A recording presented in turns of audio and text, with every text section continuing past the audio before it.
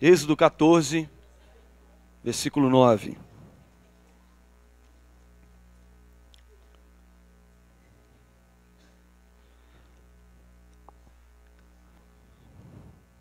Acharam, irmãos? Está escrito assim, Êxodo 14, versículo 9. Perseguiram os egípcios e todos os cavalos e carros de Faraó e os seus cavalarianos e o seu exército os alcançaram acampados junto ao mar, perto de Pi-Hairote, defronte Baal-Zefon. E chegando o Faraó, os filhos de Israel levantaram os olhos, eis que os egípcios vinham atrás deles, e temeram muito. Então os filhos de Israel chamaram o Senhor. Disseram a Moisés, será por não haver sepulcros no Egito, que nos tiraste de lá, para que morramos nesse deserto? Por que nos trataste assim, fazendo-nos sair do Egito? Não é isso que te dissemos no Egito, deixe-nos para que servimos os egípcios? Pois melhor fora servir aos egípcios do que morramos no deserto. Moisés, porém, disse ao povo, não temais, aquietai-vos, vede o livramento do Senhor que hoje vos fará, porque os egípcios que hoje vedes, nunca mais o tornareis a ver. O Senhor pelejará por vós, e vós calareis. Deus, obrigado pela Tua palavra, fale aos nossos corações e que possamos entender e compreender a Tua mensagem e praticá-la para a glória do Teu nome. Assim nós oramos em nome de Jesus. Amém. Nesta caminhada que nós acreditamos que Deus tem separado vitórias para nós, por isso as nossas quintas-feiras têm sido a quinta-feira da vitória, existem várias questões que a gente precisa fazer e praticar para que a gente alcance êxito em todas as áreas da nossa vida. Deus, quando olha para nós, Ele não quer apenas abençoar a nossa vida no sentido espiritual, Ele quer abençoar a nossa vida por completo, em todas as áreas. Então, eu acredito que a gente tem duas coisas que esse texto traz várias, mas duas delas que são questões na nossa caminhada, na nossa vida espiritual, na nossa vida de busca a esse Deus, duas questões muito importantes que a gente precisa vencer, cada uma delas, para que a gente alcance aquilo que Deus tem para nós. Porque essas duas questões que eu quero trazer para vocês hoje são a causa de muitos fracassos, de muitos problemas. O texto que nós lemos fala do momento que os hebreus estavam se dirigindo para o deserto, se preparando para chegar na beira do Mar Morto, onde Deus efetua ali um dos maiores milagres que Israel experimentou. Algo tão poderoso, tão maravilhoso, que fica na história desse povo. E esse povo é marcado e é conhecido como o povo no qual Deus abriu o Mar Vermelho para que eles pudessem passar. Logo após, os carros de Faraó, os seus cavaleiros foram tomados pela água e foram dissipados, destruídos. O texto vai falar que eles estavam no momento onde Faraó envia os seus carros e cavaleiros para perseguir. Porque logo após de Deus efetuar as 10 pragas lá no Egito, logo após isso, Faraó fica totalmente quebrantado, onde ele diz, reconhecendo o poder do Deus dos hebreus, libera o povo, e quando o povo vai fugindo, vai caminhando para o deserto, o Faraó fica furioso e envia os seus cavaleiros, envia todo o seu exército para perseguir esse povo. E este povo então vai para o deserto, ouvindo o que Moisés estava dizendo e se dirigindo para onde Deus estava mandando se dirigir. Eles caminhando, e quando de repente escutam atrás deles carros e cavaleiros. Aquela areia começa a se levantar no deserto e eles enxergam um exército enorme atrás deles. E imagina esse exército, imagina este povo que não sabia lutar. O povo de Israel nunca foi um povo de luta, porque eles eram descendentes deste povo que aprendeu a fazer tijolos, a trabalhar para Faraó. Deus permite que este povo passe por um período de provação levado até o Egito, porque nós sabemos que uma grande seca acontece nessa terra, na terra onde Abraão estava, e Deus então coloca eles dentro do Egito para ser guardado. Ainda que eles passaram por um momento de escravidão, mas Deus estava no controle de todas as coisas. E chega o momento então de Deus liberar o povo, fazer que o povo voltasse para Canaã. Então esse povo que não sabia lutar, que não tinha essa experiência, vendo aquele exército enorme, o que acontece com eles? O texto vai dizer que eles temeram muito, tiveram muito medo. Repita-se comigo: medo. Sai fora. Amém?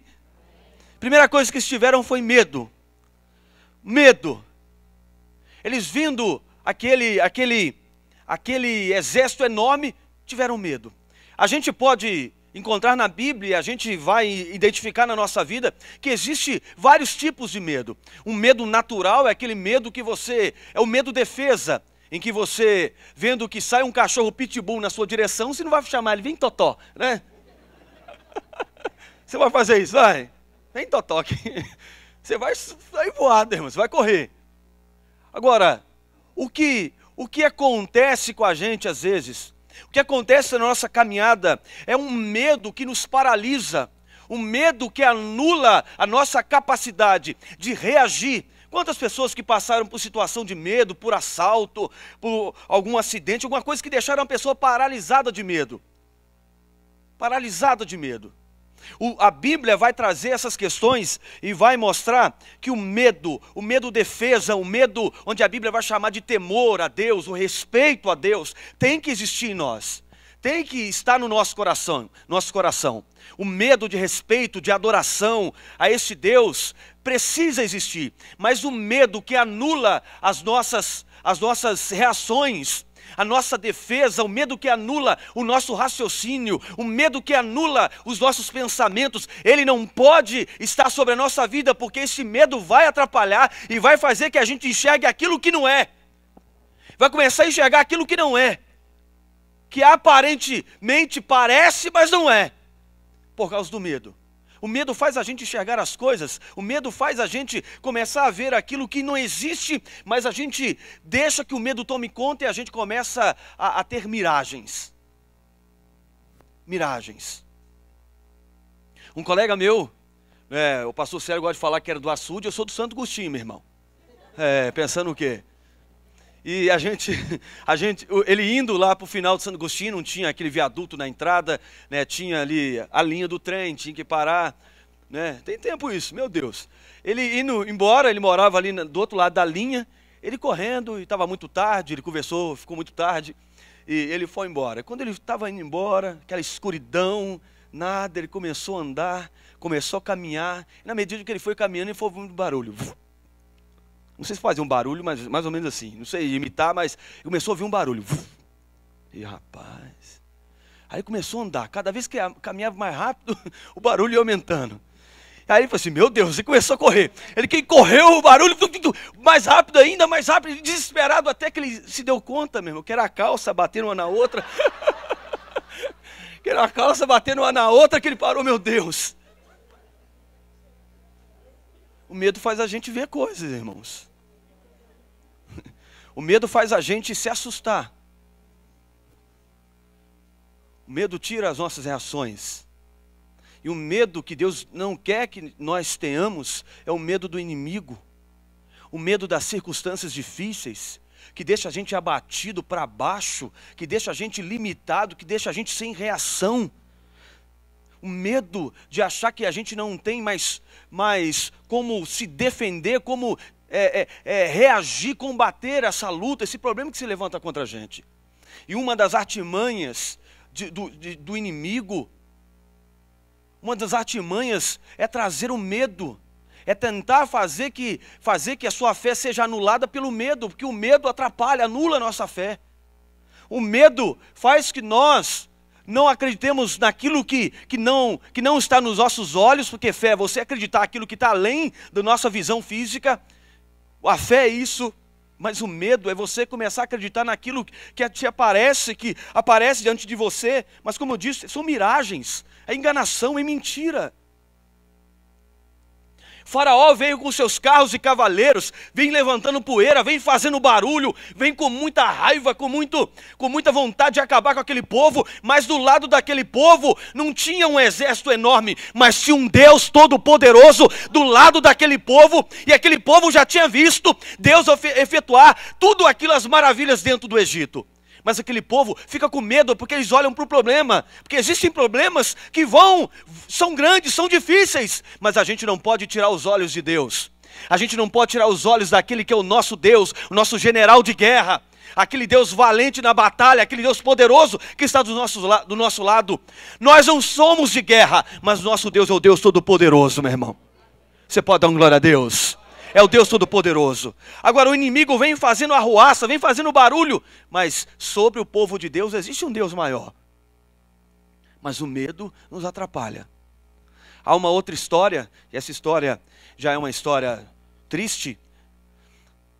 Lendo um livro, estou falando só de coisa antiga, um livro, Há Poder em Suas Palavras. Antigo. O pastor Célio que conhece, né? Falando várias coisas, ele vai contar e vai falar um pouco sobre o medo também. Ele diz que teve um calouro na faculdade, naqueles trotes que acontece, pegaram esse rapaz, colocaram a venda nos seus olhos e levaram ele, falaram assim, a gente vai te amarrar na linha do trem, e amarra o garoto na linha do trem. E quando ele amarra o garoto, ele começa a ouvir o barulho trepidando, era o trem chegando, e o trem veio, aqueles garotos começaram a rir, se afastaram um pouco, e o trem veio e passou. Só que o trem passa numa linha, numa outra linha, o garoto foi amarrado numa linha desativada.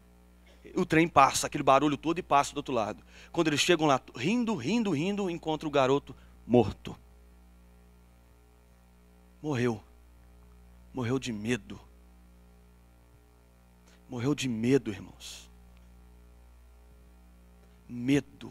O medo mata. Mata a nossa fé. Mata a nossa esperança. Mas em 1 João 4,18 diz que o verdadeiro amor lança fora todo medo. Amém, irmãos? O amor de Deus, a segurança que Deus nos dá, porque esse mundo é um mundo difícil, é um mundo cheio de incertezas. A gente encontra pessoas com medo. Você chega lá no Santo Agostinho, é caco de vidro nos muros tudinho, no açude também. É caco de vidro. Você chega aqui no Jardim Amália, é cerca elétrica. Né? Vocês gostam, né? Aquela coisa assim. Você identifica. A gente vive um contexto que a gente não confia mais em ninguém. A gente vive assim no contexto, a gente vê polícia, a gente fica com medo, irmão. A gente não confia mais em ninguém. Confia mais em ninguém. Um contexto de medo, a gente tem medo, tem medo de se relacionar, é medo de se envolver, é medo de conhecer alguém, é medo de casar. Repreende esse medo, irmão. Medo. Quantas mulheres têm medo de dirigir, têm medo? Pega, arrebenta com tudo, meu irmão. Ei, vai. Tá no seguro mesmo? Ei, se não tiver seguro, você não pega não. Mas vai, meu irmão. Dirige. Toma posse da vitória. Eu tenho medo. Que medo, meu irmão. Gente que não vai voar de avião que tem medo, você vai morrer voando. Isso não faz diferença. É medo que às vezes anula, nos deixa travado. E a Bíblia Deus sabe que nós somos seres humanos que tem essa questão muito, muito forte dentro de nós. E alguém descobriu, eu não sei quem descobriu, e eu nunca peguei para conferir, mas dizem que tem 365 não temas na Bíblia. Não temas. Para cada dia que você levantar com medo, Deus está falando, não temas. Não tenha medo. E Deus por diversas vezes encontra homens, mulheres passando por situações difíceis, e Deus está dizendo, não tenha medo. Não tenha medo, porque eu sou o teu Deus, eu sou a destra que te sustenta. Abra sua Bíblia em Isaías capítulo 40, versículo 10. É um texto conhecido, mas se você não conhece, eis ele aqui, conheça ele agora. E marca a sua Bíblia, de caneta não, fica feio, de lápis, de cor, igual a minha aqui, olha. Marcadinha. Aí quando eu estou sem essa Bíblia aqui, não acho nada. Isaías 40, versículo 10.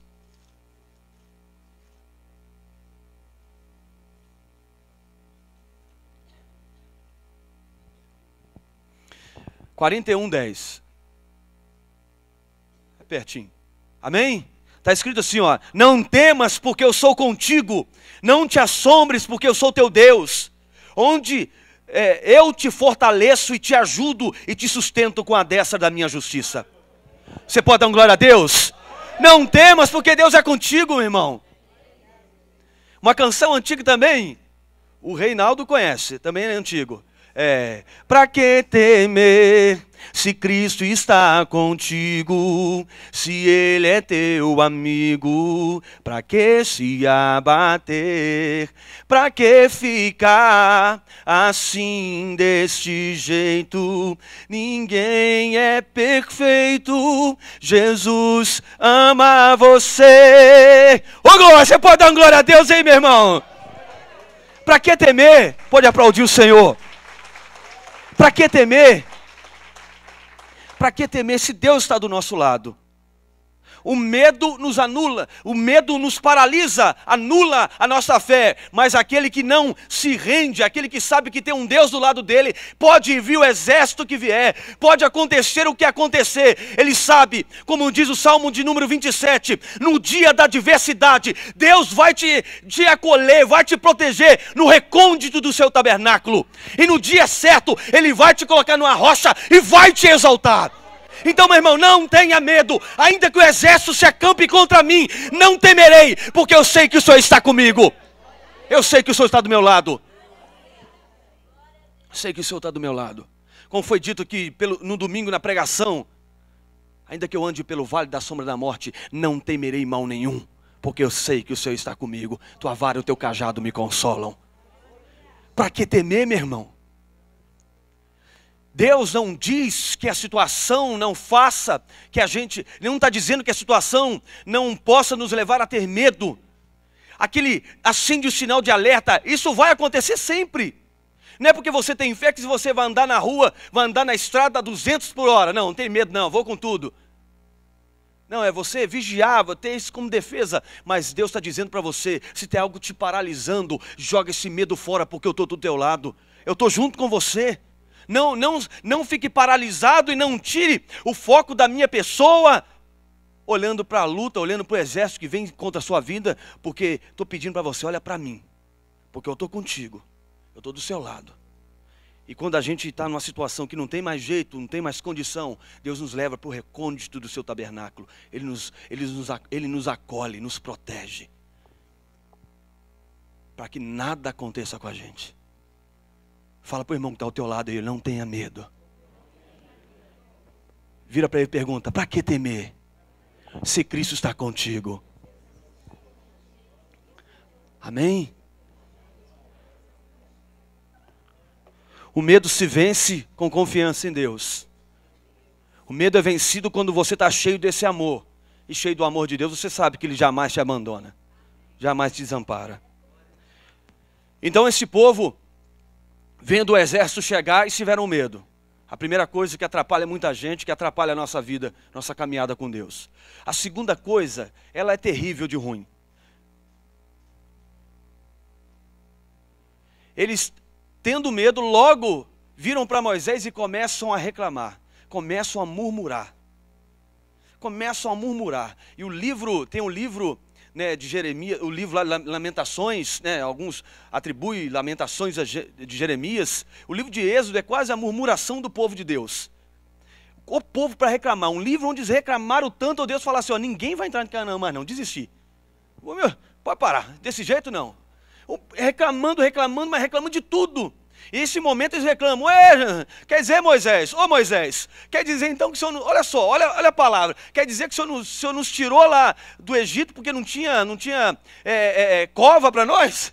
Não tinha lugar para enterrar essa galera toda, o Senhor trouxe para cá, mas morrendo no exército, morrendo no deserto, por esse exército furioso aí, é por isso? Então quer dizer que não tinha cova, não tinha sepulcro naquele lugar, o Senhor vem matar a gente aqui, né, no meio do deserto, no meio do nada. Aí Moisés só escutando, eles começam a reclamar. Você vai ver o livro de Êxodo, que eles falam assim, Moisés, seria melhor a gente estar lá no Egito comendo cebola do que está aqui. Quem gosta de cebola, irmão? É, né? A cebola com aquele bife, né? Agora, aquela cebola igual maçã, já deu aquela bocada na cebola igual maçã? Ninguém gosta. Agora, aquele bife com cebola, irmão, é outra coisa. Não estou falando de bife com cebola, cebola com outra coisa aí, mas cebola pura. Você acorda de manhã, fala, deixa eu dar uma... deixa eu dar uma limpada na minha garganta aqui. Quem faz isso aqui, irmão? Você faz ou não? Meu Deus. Tem gente que gosta de uma cebola. Depois você não namora não, né? Nem chega perto. Eles falam, seria melhor eu estar lá no Egito comendo cebola do que isso aqui. Eles vão reclamando, encontra água. Eles veem o mar vermelho se abrindo e encontra águas amargas. Ao invés de ter fé, vai parar, vai ter aquele momento de ter dúvida, mas não vai falar. Não vai abrir a boca para falar bobeira. Aí começa a reclamar porque encontra um local com águas amargas. Ou seja, um povo para reclamar, bom para reclamar. Está no meio da prova, começa a murmurar. Vem luta, e o que Deus estava querendo fazer com esse povo era, esse povo precisa aprender a confiar em mim. Esse povo precisa entender que nem tudo vai dar certo, mas se eles confiarem em mim nos momentos difíceis, eles vão passar por esses momentos difíceis e vão conquistar tudo aquilo que eu tenho separado para eles. Esse povo precisa aprender e nós precisamos aprender. Quando passamos por luta, não é para a gente bater boca, ficar falando demais, né? demais, reclamando de tudo. Porque a murmuração é o contrário da ingratidão, é você não ser grato. É você ser ingrato, é você não agradecer a Deus, não reconhecer tudo de bom que Deus fez para você, e você jogar fora por causa de uma luta que você está passando agora. E Deus queria gravar isso no coração do povo, porque Deus estava dizendo para aquele povo, as lutas nunca vão acabar, mas eu quero que vocês aprendam que com luta ou sem luta eu estou do lado de vocês. Com problema ou sem problema eu quero estar do lado de vocês, mas como esse mundo tem muita luta, eu preciso ensinar isso para vocês. Confiem em mim. Confiem em mim quando vocês encontrarem águas amargas, confiem em mim. Quando vocês encontrarem um gigante na frente de vocês, confiem em mim. Quando vocês encontrarem um momento difícil, de um exército grande para vencer, confiem em mim. Quando vocês estiverem passando por enfermidade, por escassez, quando vocês enfrentarem a seca, confiem em mim. Porque o povo buscava Baal, porque o local não tinha chuva, eles no desespero querendo resolver o problema, descobriram que o tal do Baal mandava chuva. Eles iam adoravam esse Baal. Não buscavam a Deus e Deus ficava, confia em mim. Confia em mim. A aparente demora, porque Deus nunca demora, mas a nossa ansiedade faz que a gente abra a boca para falar bobeira. Abre a boca para reclamar. E não reclamar de uma forma assim, no sentido de lamento, de rasgar o coração, de mostrar que você está fraco. Não, mas de reclamar daquele jeito. Quer dizer, então, Moisés, que você trouxe a gente para cá para a gente morrer aqui, porque não tem vaga para a gente no cemitério lá. Então, olha só a palavra, ao invés de falar, Moisés, e agora, cara? Né? Podia falar, Moisés, e agora? O que a gente vai fazer? Ou seja, um sinal de fraqueza, e agora? O que a gente vai fazer? Não, já chega, ainda tem tempo de elaborar uma piadinha, né? E falar, quer dizer então que a gente vai morrer aqui, vai um em cima do outro. O pacotão, né? A gente vai morrer todo mundo junto. Vai ser um negócio, né, atacado, vai arrebentar com todo mundo. Não, a murmuração faz que a gente fale besteira. Faz que nós jogamos para fora aquilo que é bom. A gente tem que tomar cuidado com murmuração. Como vai a sua igreja? Aí começa a falar. Como é que vai a sua família? Aí já fala. Aí abre o coração e só fala coisa. Tem gente que é bom para falar coisa ruim, rapaz. É bom para falar coisa ruim, entendeu? Que fala, que tem uma disposição. Ela não consegue falar, olha, tá difícil, mas vamos nessa. Vamos murmurar não, porque Deus está do nosso lado. E às vezes a gente murmura. Murmura. Eu tive um momento da minha vida que eu murmurei. Murmurei. Estou rindo aqui porque... Mas a situação não é para rir, não. Eu, há uns 10, 12, uns 13 anos, mais ou menos, atrás, a gente passou pela Semana da Família, e a semana também foi uma semana, um mês a família, né?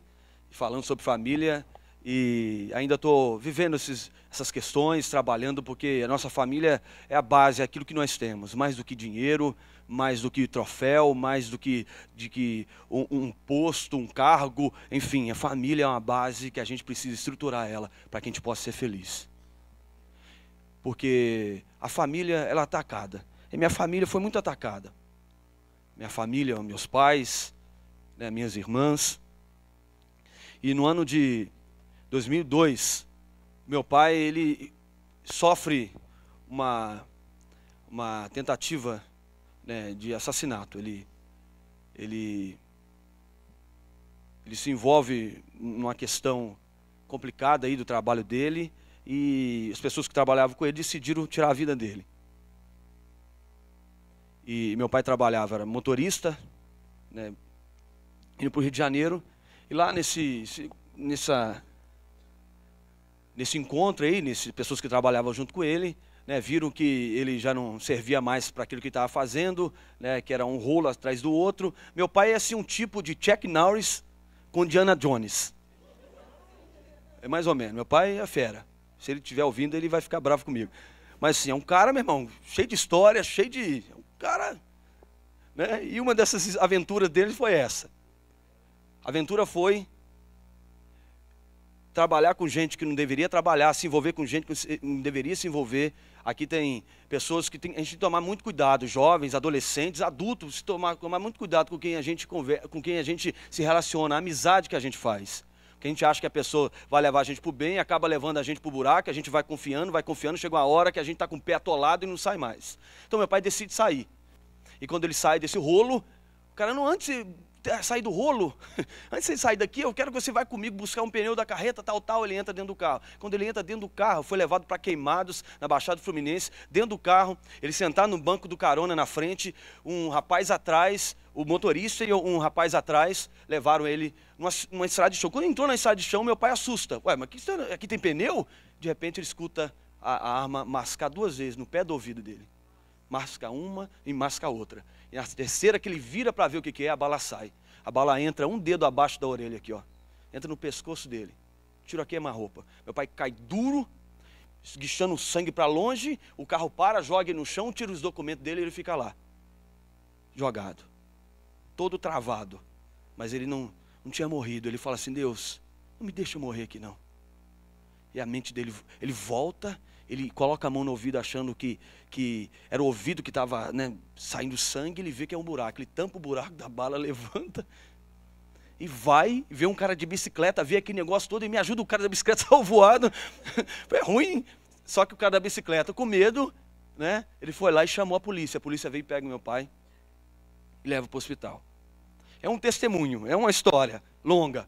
Então, a gente não sabia nada disso, até que a notícia chega para a gente em Volta Redonda. Aí começa a história. Aí rolo para cá, rolo para lá, ninguém estava sabendo o que estava acontecendo, até que meu pai manda a polícia de Nova Iguaçu vir aqui proteger a gente, porque estava com medo do cara fazer alguma coisa, e vem para Volta Redonda. A gente achou que ele tinha sofrido um acidente lá no Rio de Janeiro, a gente ia visitar ele no hospital. Então a gente ia dormir. Quando a gente estava se preparando para dormir, para levantar cedo, chega um cara, não, bem vestido, um terno bonitão, na porta de casa, me chamando. Minha mãe vai atender. Quando a minha mãe atende, né, o cara bonitão lá, falando que queria falar com a gente, aparece, parece que tinha helicóptero, caminhão, tinha carro, um monte de guarda, um monte de policial. E quando minha mãe vê aquele monte de gente, minha mãe fala assim, olha, o Betinho não fez nada. Aí foi que fiz o quê? Ele não fez nada. Aí me pegaram, meu irmão. Me levaram para o cantinho, um candango, quase 6 metros de altura, grandão, só fazendo assim, ó. Não sei fazer esse negócio, só estalando a língua. Assim, me levou para o cantinho, o delegado, rapaz, o delegado me perguntou se eu era chefe. Começou a perguntar um monte de coisa, eu não sei de nada não. Eu falei, não, a gente só quer fazendo isso porque a gente veio aqui ajudar vocês, a gente também não sabe o que está acontecendo, a gente veio aqui tirar vocês aqui porque vocês não podem ficar aqui. Foi, o que está acontecendo, homem? A gente teve que sair. Nisso, adiantando lá na frente, meu pai e minha mãe se separam, porque não dava mais. Minha mãe falou, meu Deus, depois dessa não dá mais não. Se separam. Aí eu vou para um lado, minha mãe vai para um lado, eu vou para o outro. Eu fui lá para Belo Horizonte ajudar o meu pai, minha mãe foi para para o interior de Minas, lá para Divino, lá esfriar a cabeça. Eu fui lá para Belo Horizonte. E eu buscando a Deus, orando a Deus, não entendendo aquilo. E nisso em Belo Horizonte eu já cansei, fiquei lá, falei assim, deixa eu lá ver minha mãe. Fui para o Divino, arrumei uma vaga numa rádio lá, uma rádio que tem lá em Divino para trabalhar. E assim, a Aline longe, a Aline aqui em Volta Redonda, eu lá no Divino. Triste, rapaz. Triste. Né?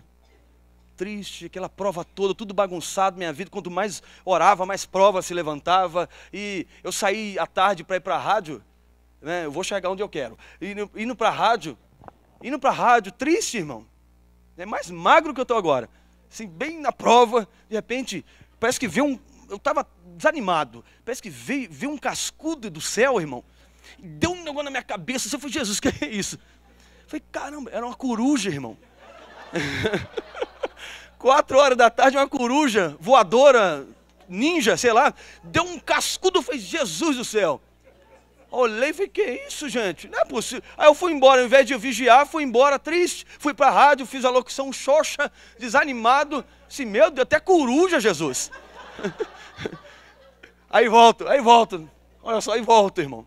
Na mesma rua. Aí tem um paredão assim, ó. Olhando lá para baixo, falei, Jesus, não estou aguentando mais. Acho que o Senhor não vai com a minha cara. Meu, não é muita luta. Irmão, sempre, na hora que eu estava desabafando, a coruja voltou. A coruja veio e me deu um tapa na cara assim, arranhou meu olho, falei, Jesus! Aleluia! Ah, meu Pai! Jesus amado! Falei, meu Deus, é só comigo mesmo. Um tapa de uma coruja, no mesmo dia tomar um cascudo e uma voadora no olho. Né? Aí eu falei assim, Jesus, você tem que vigiar. Voltei lá para minha avó, falando, nossa, só comigo que acontece. Aí meu avô, rapaz, meu avô é uma figura. Rapaz, eu achei que era fantasma. Um dia desse, eu passei, tomei uma costa do nada, não sabia o que era. Cheguei na minha casa, minha avó, chamada de menininha. Ô menininho, apanhei do fantasma. Aí era coruja, rapaz, era coruja.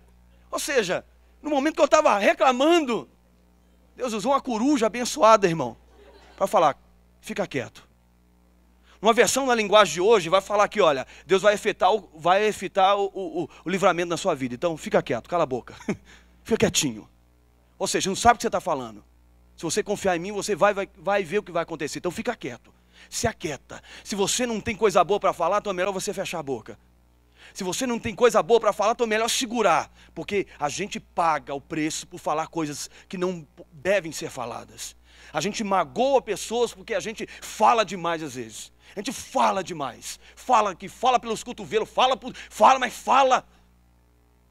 A gente precisa segurar. Ter controle. Porque a gente é bom para reclamar. A gente é bom para ver defeito. É bom para questionar. E uma das reclamações que eu tinha era assim, Deus, eu comecei a fazer uma das piores reclamações que o ser humano pode fazer. Aquela onde você usa outra pessoa para falar, Deus, olha lá, Deus. Fulano de tal não faz nada. Olha lá, Deus. Ele chega na hora que ele quer, sai a hora que quer. Eu sou o primeiro a chegar, eu sou o último a sair, olha as provas. Deus. A gente começa a comparar. Eu falei assim, o negócio é a sua história, o negócio é a sua vida, não compara não, porque sou eu que te honro, cada um tem a sua história, então toma conta da sua história, porque pode ter certeza que eu estou te ajudando a você a caminhar para alcançar aquilo que eu tenho separado para você, aquilo que eu tenho separado para a tua vida. A gente tem que tomar cuidado com aquilo que a gente fala, fica quieto, se não está dando certo, fica quieto. A gente às vezes fala com gente que não é para falar.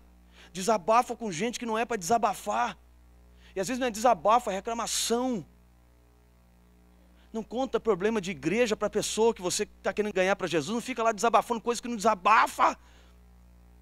Não fala para pessoas que estão caminhando na fé. A gente descarrega problemas que ele só vai suportar na hora que ele estiver lá em cima. Na hora que ele estiver caminhando. E na nossa questão, na nossa vida pessoal, a gente tem que tomar cuidado com aquilo que a gente fala, porque, meu irmão, falar que Deus não gosta da gente, falar que Deus não se interessa por nós, que Deus nos abandonou, isso é pecado, isso é errado, isso Deus Deus ignora, Deus não aceita isso. A gente tem que ter um coração grato, ainda que a gente passe por uma situação que a gente não entenda, que a gente não compreenda. Eu preciso olhar para aquilo que Ele já fez, e o que Ele já fez é maior de tudo aquilo que eu possa passar de difícil nessa vida. O que Ele já fez, já pagou, já está à prova de tudo aquilo que Ele fez na minha vida, na nossa história. Ele já fez. Não sou contra, mas deixa eu apenas destacar uma questão aqui. Fica com raiva de mim, não. Não sou contra, mas aquela questão assim, né? Eu morreria de novo para você. Isso não existe. Deus não vai fazer de novo nada para provar que Ele te ama, porque já está provado que Ele te ama. Ele não vai fazer mais nada porque não precisa fazer mais nada, porque já está provado que Ele te ama. Que Ele te ama, que Ele gosta, que Ele se interessa por você. A prova é aqui, meu irmão, a cruz do Calvário. Se você quer sentir amado, se você quer sentir amada, a cruz é a prova que Deus te ama. Não existe mais nada a ser feito. E se a gente perde o foco, a gente vai reclamar. Reclamar porque a gente não conseguiu um carro novo, vai reclamar porque a gente não tem isso, não tem aquilo, ou porque está passando por uma prova, por uma situação difícil. A gente vai reclamar e vai achar que Deus não está do nosso lado. Vai achar que a gente a sorte não está do nosso lado. Mas não, meu irmão, Deus já provou para você que Ele te ama. Já provou para você que Ele se importa com você por completo, em todas as áreas da tua vida. Ele se importa com você. E onde está a prova desse amor então, Deus? Deus fala: o meu filho na cruz pela tua vida. O meu filho na cruz. A cruz tem que cessar toda murmuração no povo de Deus. A cruz tem que fazer a gente ficar calado, em silêncio, porque se existe algo que a gente tem que tremer e temer, é essa obra que Jesus fez por nós na cruz. Tem que fazer a gente ficar em silêncio, se aquietar, ficar quieto. Acalma esse coração, acalma esse coração. Fica tranquilo, porque eu sou o Deus da tua vida e já está provado. Ainda que pareça que está tudo fora do controle, eu já provei que eu te amo. Já provei que eu estou do seu lado. Então fica quieto. A gente vai viver essa vida, enquanto viver essa vida, a gente vai ter que aprender a controlar nossa língua, controlar nossa boca. Enquanto a gente estiver aqui, a gente tem que tomar cuidado, porque a gente vai ter luta, vai ter dificuldade. Então fica quieto. Fica quieto, segura. Não, vou falar isso não. Vou falar isso não, não é hora de... Não, Deus, o Senhor vai... Todos os probleminhas, qualquer coisinha, já quer desabafar, já quer... Não, segura, calma. Calma, espera um pouco. Porque Deus está no controle da tua vida, meu irmão. Amém, igreja? Deus está no controle da sua história. Está no controle de tudo. Tenha o seu coração aberto, seu coração sensível, seu coração colocado totalmente diante de Deus, porque Deus já provou o amor dele por nós. E a gente tem que olhar para a cruz e ficar quieto. Deus, a minha vontade é de desabar, a minha vontade é de jogar tudo para o alto, mas a cruz me segura. A cruz me prende na tua presença, porque está a maior prova de amor por mim ali. E eu creio nisso, Deus. E eu não vou abrir mão dela, ainda que eu sofra agora, ainda que eu não entenda nada agora, eu não vou abrir minha boca para falar aquilo que vai te entristecer. Não entristeçais o Espírito Santo. Vamos segurar nossos lábios. Vamos falar aquilo que convém. Vamos reclamar com quem vai resolver o problema. Estou com um problema na Oi, vou ligar lá para Claro para reclamar. Estou com um problema na Oi TV ou na Sky. Quem vai resolver, meu irmão? Eu tenho que ir direto. Não, aí vai resolver. Tem que ir lá, não, deixa eu resolver direto isso. Deixa eu resolver isso. A gente precisa tomar cuidado, seja todas as áreas da nossa vida.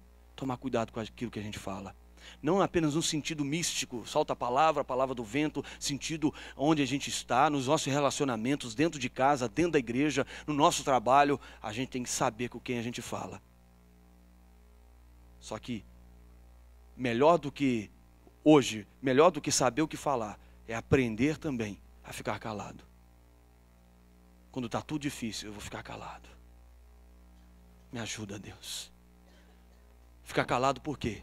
Porque nós vamos ver o grande livramento que Deus vai efetuar na nossa vida. O grande livramento que Deus vai fazer na nossa vida. Amém, irmãos? Amém? Vocês ficaram tristes agora? Sim. Né? Ficar calado para reclamar, para poder dar glória, irmão.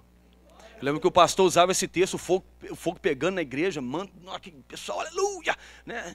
Aquele negócio legal, e o fogo pegando, e o pastor pegava o microfone, aquietai-vos, aquietai-vos e saber que o Senhor é Deus. Oh, meu Deus, uma coisa nada a ver com a outra. Aquietar o coração, aquietar para aquelas coisas que a gente não tem como resolver, e abre a sua boca para adorar e bendizer o nome de Jesus. Abre os seus lábios para adorar aquele que está no controle da tua vida, da tua história. Então, meu irmão, minha irmã, lança o medo fora, lança a murmuração longe da tua vida, porque Deus quer que você tenha fé, e Deus quer que você seja grato, para que você possa alcançar tudo aquilo que Deus tem para você, para que você amadureça na fé, porque o que Deus está procurando nessa terra são adoradores que adoram em espírito e verdade, ou seja, Deus está procurando pessoas maduras na fé. Pessoas que aprenderam a viver diante de Deus um coração maduro, que não são mais crianças, mas são verdadeiros adoradores, que amadureceram nessa caminhada, que não têm medo de qualquer coisa e que não reclamam por qualquer coisa, não murmuram. Esses somos nós. Amém, irmãos? Eu creio que Deus quer isso para nós, no nome de Jesus. Vamos colocar de pé, vamos orar? No nome de Jesus.